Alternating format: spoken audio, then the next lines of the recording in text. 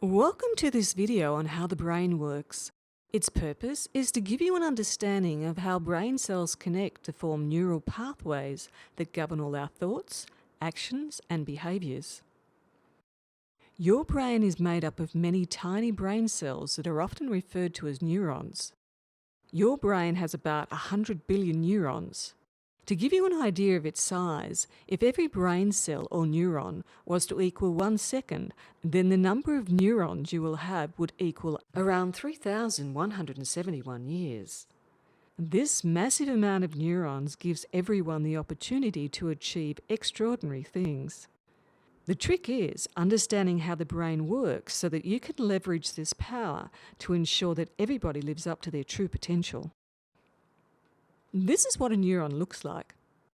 There are many different types of neurons which do different things. For example, some look after breathing, others chewing food, walking, learning a language, or playing a computer game. These are just a few examples. Everything that you do stems from your brain cells or neurons forming connections with each other. Let's now have a look at how neurons work so that you can harness their inbuilt power. All neurons have a cell body which includes a nucleus.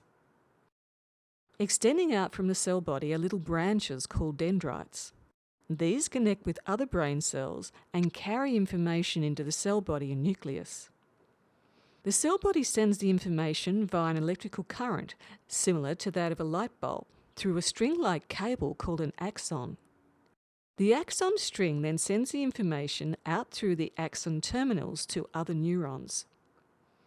Axons can vary in length from a fraction of a centimetre to as long as several metres, as is the case when the brain sends messages to the toes to move.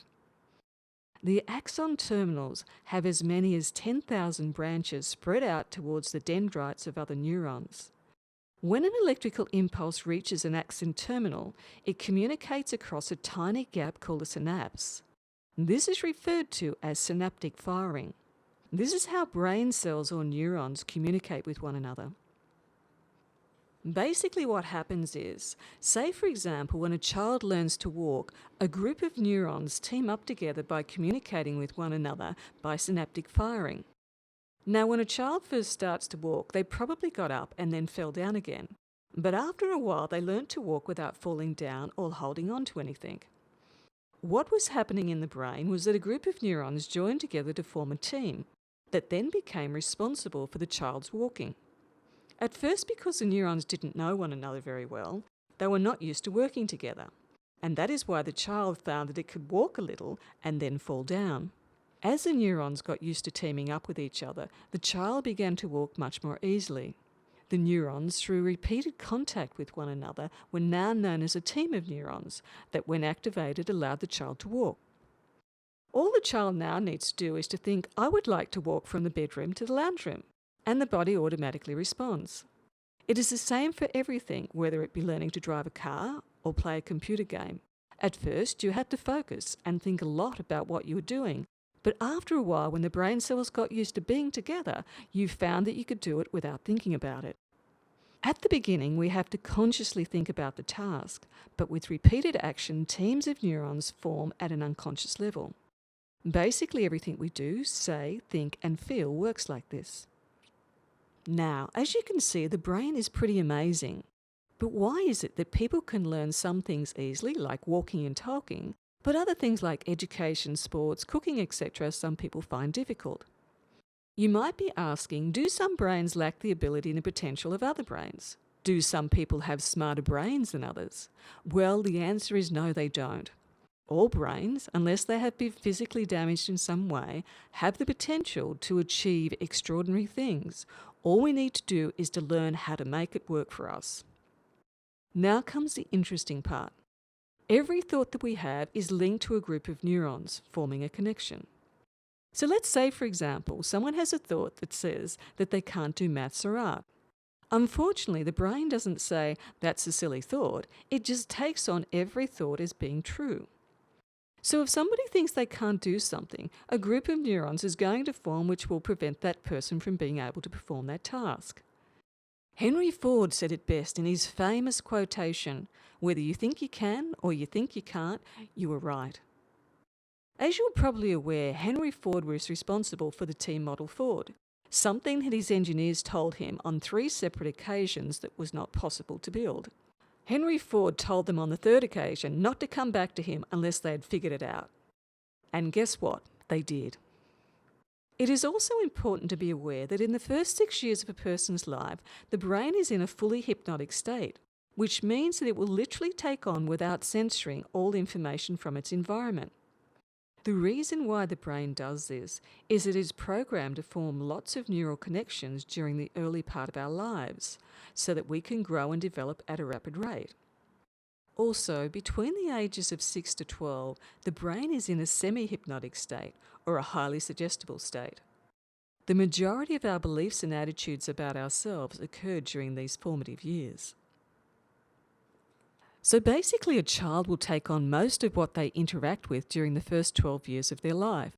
This includes what they are told, how they are treated, and their perception of events. For example, someone may have said to them that they were silly or stupid, or they couldn't draw. And because their brains being in a highly suggestible state, they may have taken this on as being the truth. Now, the good news is that the brain is very plastic, meaning that it has the capacity to form new neural connections and pathways anytime someone chooses to do so.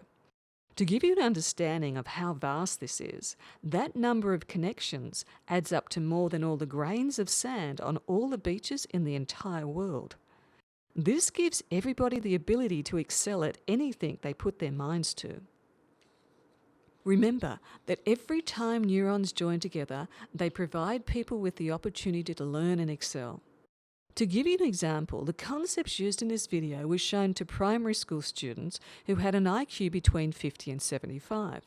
And by understanding the concepts presented in the video, they then went on to outperform mainstream students in basic maths and spelling. So the real secret of learning and achievement lies in what we think. What we think determines how we perform. You cannot separate what we think from who we are, because who we are comes from our brains. Our brains cannot work until connections are made between neurons. All that we know, all that we are, comes from the way the neurons are connected and form teams. As stated previously, the good news is we can replace any team of neurons that are not allowing us to maximize our brain's amazing ability to learn and excel in life. Remember that each of our lives and how we live it is made up of a group of neurons or brain cells that affect what we do and how we behave. Each of us has the ability to change any group of neurons, as well as creating new groups that allow us to do and achieve amazing things. All we need to do is to decide whether we want to access our brain's amazing potential.